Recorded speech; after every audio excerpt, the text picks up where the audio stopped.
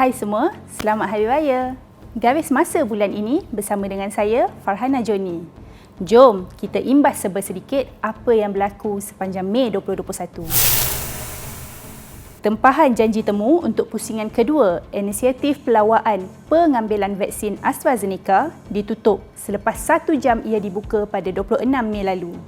Namun, di sebalik pendaftaran itu, ramai yang turut meluahkan kekecewaan kerana mengalami beberapa masalah teknikal seperti gagal memilih negeri, pusat pemberian vaksin PPV dan tarikh temu janji. Menteri yang bertanggungjawab pun dah minta maaf, so kita yang gagal mendaftar, cubalah husnuzon. Mungkin mereka yang berjaya itu lebih memerlukan vaksin tersebut. Sabar, nanti ada rezeki kita dapat juga vaksin. Tajudin sebelum ini mendapat kecaman ramai pihak susulan kenyataannya yang dikatakan tidak bersimpati dengan mangsa kemalangan LRT Laluan Kelana Jaya ketika mengadakan sidang media selepas beliau melawat lokasi kemalangan itu. Kami tak nak komen banyak dalam hal ini. Cuma apa pengajaran yang kita boleh dapat daripada kejadian ini adalah belajar-belajarlah bercakap dengan elok, hormati hujah orang lain dan tenang dalam mengendalikan sebarang krisis.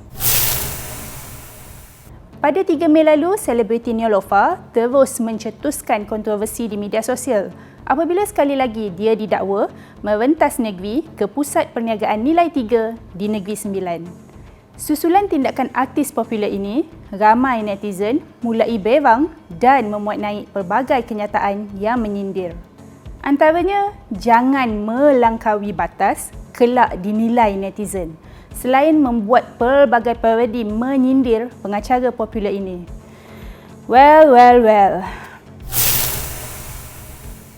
Seterusnya, pelakon dan selebriti Nabila Huda mengaku dia kecewa dengan sikap sambil lewa dan tidak bertanggungjawab sesetengah individu ketika kes COVID-19 masih memuncak di negara ini.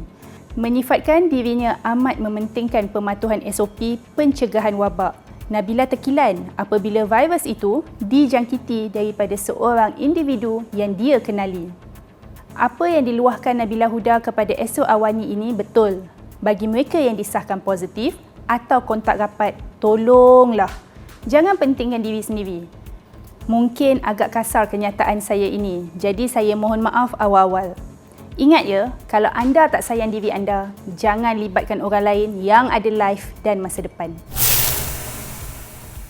Jutaan peminat sitcom yang telah ditayangkan sejak tahun 1994 ini pastinya tidak mahu ketinggalan meraikan comeback yang dijanjikan dengan pelbagai elemen kejutan dan tarikan.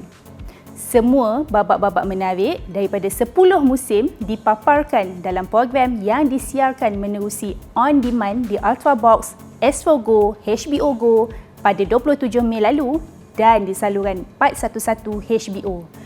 Paling sweet bila kita dapat saksikan sekali lagi pelukan bersama 6 pelakon hebat tersebut.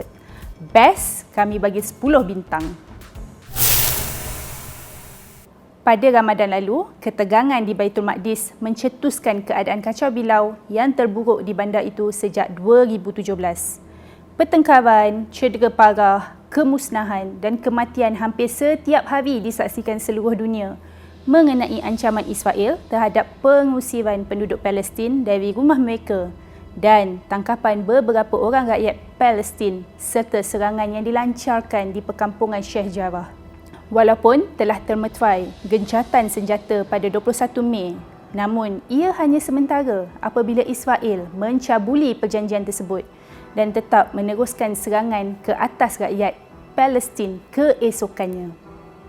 Pastinya berita ini paling menyedihkan dan merentap perasaan banyak pihak.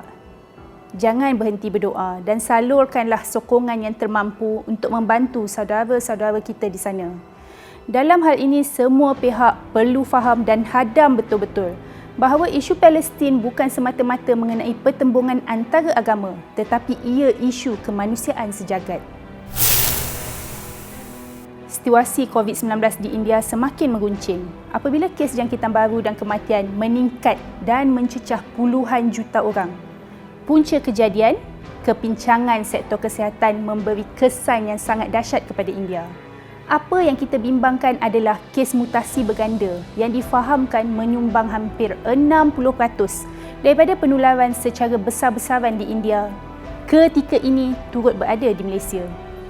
Moga mangsa terhadap varian ganas itu tidak meningkat. Dan please, kita kena patuh SOP guys.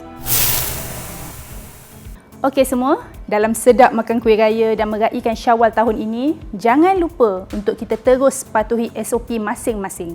Ingat, usaha kita semua ini tidak lain untuk mengekang penularan COVID-19 daripada terus serius. Sebelum berakhir, jom kita soroti apa lagi berita yang menarik sepanjang Mei 2021. Bye.